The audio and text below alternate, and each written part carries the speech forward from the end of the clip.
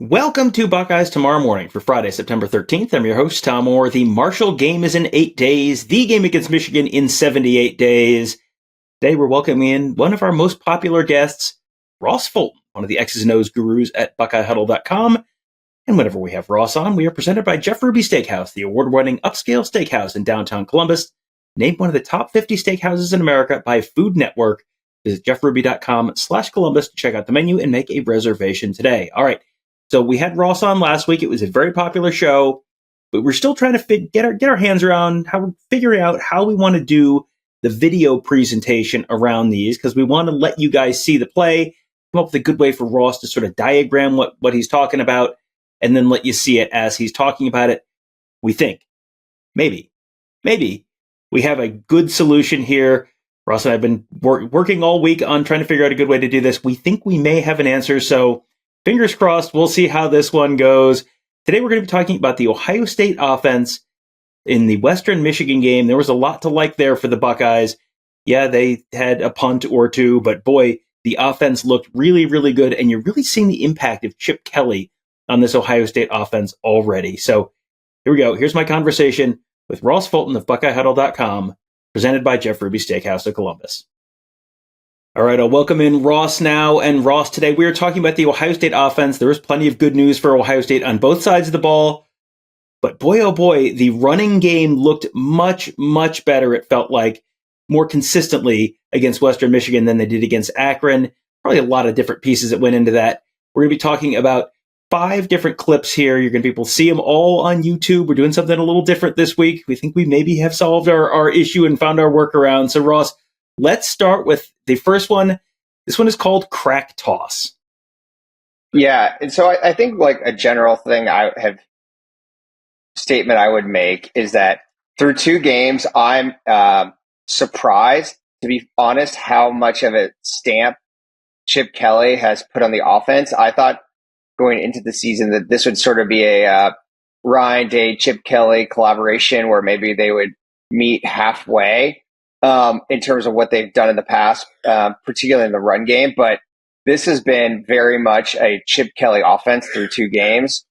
And you see that in a few ways. And so this is another example with Crack Toss. So the first is in just the diversity of the run game.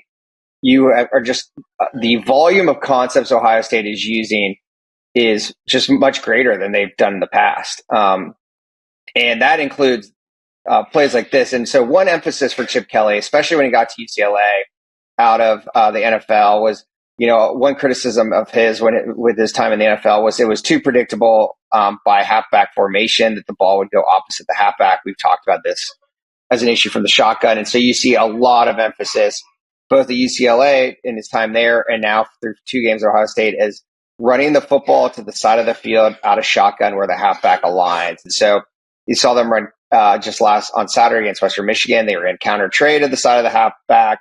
They ran a play called down G where the play side guard pulls and kicks out the end. They ran a counter speed option where they, attack the defensive end at the end of the line of scrimmage. And here you have crack toss. And so we've seen this play both games. So the ball is designed to get outside the tackle box to the side of the field where the halfback is aligned. And so it's a crack play. So basically, as diagrammed up here, the play side tackle is going to pull and he's going to lead and basically kick out the player that's lined up over the receiver. So sort of playing in the slot outside the tackle box. And conversely, like those inside receivers are going to block down. And so you're basically pulling and you're creating a gap scheme, but to the outside. And so what, Chip Kelly dresses things up. So here it's 12 personnel for Ohio State with 2 tight ends, but you actually have those 2 tight ends lined up wide. So you're basically giving a 4 wide receiver look, but those 2 guys are tight ends that are going to block down. And so obviously giving you a little bit more blocking at the point of attack. And so, as I said, they're going to crack down, hence the name. The tackle is going to pull and lead. And then Quinshon Junkins is going to cut in between those blocks. And I think, the one other thing I'd offer before, we run the play is, I think Judkins, as I said last week, he was pressing a little bit, I think the first week, wasn't letting his block set up. And I think this Western Michigan game just showed how explosive he is. I think I used the term after the game. He looks like he shot out of a cannon at times, and he's really effective at making guys miss. Like, they actually miss a block here. Jenkins makes the guy miss in space. I think about every run play he made somebody miss on Saturday. And so, again, as you'll see, just another effective way for Chip Kelly. Likes getting the ball outside the tackle box with the run game, and he likes running to the same side. And so you get both of those with crack toss. All right, next up, we're going to do a little bit of a 2-for-1. These are both outside zone RPOs, but I think if you say outside zone RPO, everyone goes, okay, well, you're going to run an outside zone and you're going to have a pass option off of that. Well, this is, I think, if we're combining these two things together, I think this is a good example of there's lots of different variations of even just one concept like that. Yeah, exactly. And so we actually get different blocking schemes here with two different route combinations. Again, like, I would also add, I did not expect Chip Kelly to be this heavy into RPOs. Like, when people think about his time at Oregon, which obviously was a decade ago, but it was very heavy into run reads, right? So the quarterback's reading someone, deciding whether to give or to run. But they have leaned very heavily into wide receiver reliefs, which are the kind of wide receiver screens where you're making the decision pre-snap. Or here, we have two second-level RPOs. And by second level, I mean that the quarterback, Will Howard, here in both cases, is reading the backside linebacker, or it could be a nickel, and basically making the decision based on that, what that defender does. So at the snap, if the defender plays the run, he's going to pull and throw. And if the defender sticks with the pass play, he's going to give on the run play. And so this first one, Chip Kelly uses some motion. They run what is a staple concept for Chip Kelly and Ryan Day, which is a curl flat combination. They like it a lot in the drop back game. It's a good first down play. It's a good against cover 3. And so this is a different way to get to it, right? So you send Carnell Tate motion, you then get that stretch. And so everyone on the offensive line is blocking outside zone. The running back's running outside zone. Will Howard reads the backside linebacker. He plays the run. And so Howard pulls it. And then from there, he's kind of making his second read, really. They're reading that corner for the curl flat. So if the corner stays out, if the corner goes with the curl route, he can throw it to the flat to Tate. If he stays outside, as he does here, he can hit the curl to Jeremiah Smith. And so obviously Will Howard, he pulls it, corner stays outside. He hits Jeremiah Smith, and then Smith's off to the races. I kept enough of this play for maybe my favorite part of it, which is Seth McLaughlin waving goodbye at the end to Jeremiah Smith as he outraces 5 different defenders. I would be remiss if I would talk about beyond his sort of. I'll show you another one on the next play. His animatronics at the end. He has been a huge upgrade at center, especially in their outside zone game in terms of reaching one or two eye technique nose guards. It's just been he's really improved, I think, the entire level of offensive line play. So, also adding these comedic relief on plays is great. So on the second one, what's interesting is, again, this is outside zone, but when you look at the play, the backside of the line is pass setting.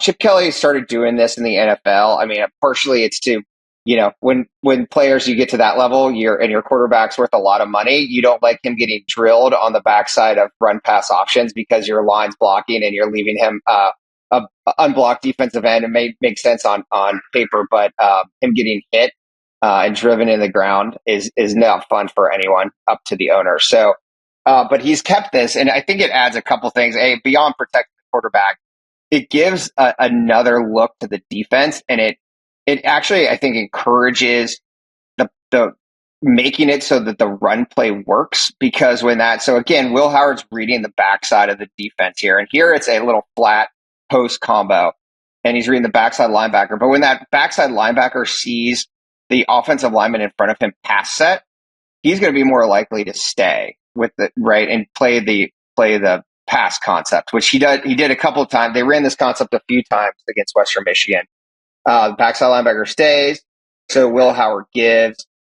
You're able to get the football outside, and it's another big play, because again, now you've taken away the nose shoots inside of McLaughlin here, which even makes it easier. But again, you just don't have the same pursuit because the backside of the defense is playing the pass play. And so again, these are just ways, you saw it with the Will Howard tape. That was an actual run read, but just every play is virtually every run play, I should say, is combined with some type of read.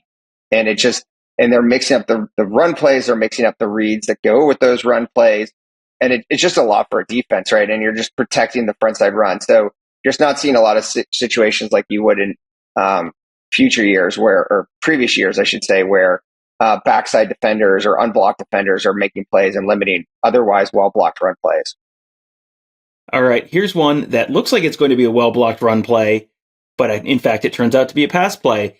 GT counter double read. Counter, you probably know what that means. You'll just watch Travion Henderson take one step to his left and then run off to his right. That's the counter.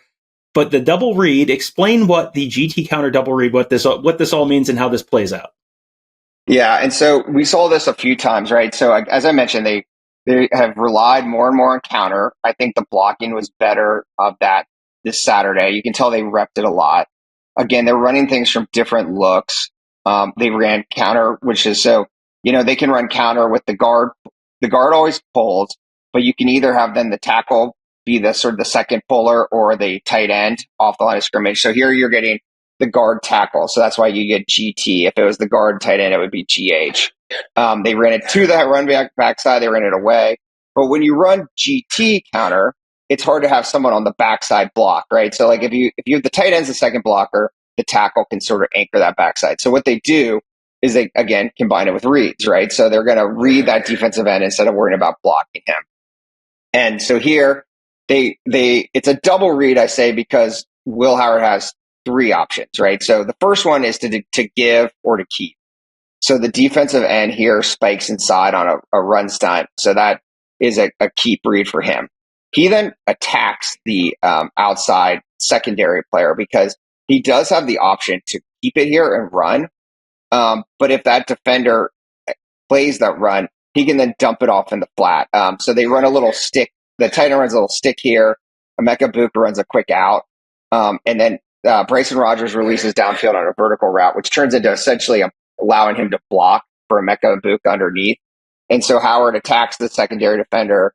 They play him keeping, and so then he dumps it to Emeka Buka for an easy gain. So you again, variations of, they've run read plays, they have RPOs, they have reliefs, and now they have sort of a combination of the two where Howard has the ability to either keep it or run or dump it into the flat.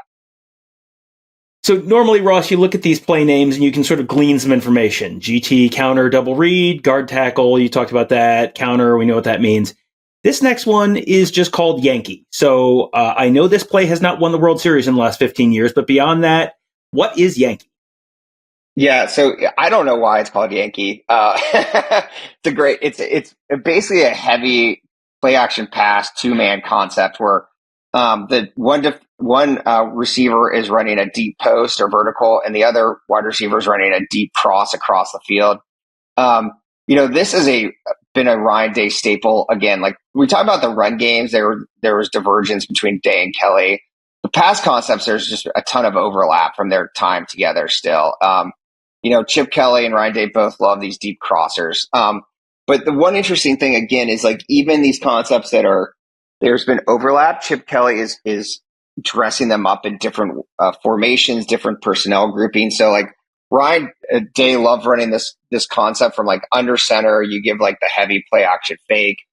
Here, Chip Kelly runs it from the shotgun actually, and has the tight end sort of come in as like the seventh. It's a 7-man protection scheme because you're really trying to give your quarterback time to throw it downfield. And so he kind of comes in, and like I grabbed this one as well because like, they ran Y cross, like these deep overs. Will Howard's been really effective on them. I think his accuracy's been great on these, including to Abuka here. But like, there was a few pass plays that Howard probably, as I think Day said this week, like would want back, like the Jeremiah Smith underthrow jumps out. That was one where it's like both was underthrown as well as like the tight end to that side was supposed to run a deep comeback, which would have held the coverage more. and would have probably even with the underthrow may have made Smith open enough to make the play. I think he could have put a little more that throw to Jelani Thurman down the seam on a line. So like not perfect, but I think and we talked about last week, I still think there's times where like both of those, he's maybe a hair too late getting to those reads. But like the one thing that has stood out is his accuracy has been really good, like especially on these crossers or deep overs. Like he's putting the ball right where it needs to be. And I think this is an example of it. So, I do think there's still room for him to grow in the scheme. I also think like, they're really not utilizing his legs a ton yet. So that's like a whole other aspect of it. But I do think that like you'll continue to see like, Chip Kelly, as I said, like even within the core concepts they're using, like changing personnel groupings, changing formation looks.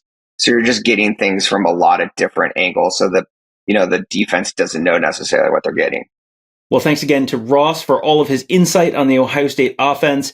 If you are enjoying these shows, I think you might just love being a member of BuckeyeHuddle.com. I'm going to let you in on a little secret. Yeah, you get these shows when you get these shows. When Ross and I record these, we generally record them a day or two early so that we have a little bit of time to put them together. There's a little more production on these kind of shows. As soon as they are done, they go up for Buckeye Huddle members on the Huddle board presented by Jeff Ruby's Columbus at BuckeyeHuddle.com. And then not only do you get early access to these shows, you also get a chance to ask Ross questions and ask the rest of our X's and O's guru guys questions about scheme and what they're seeing, because these are we call them your smart football friends, and that is who they are.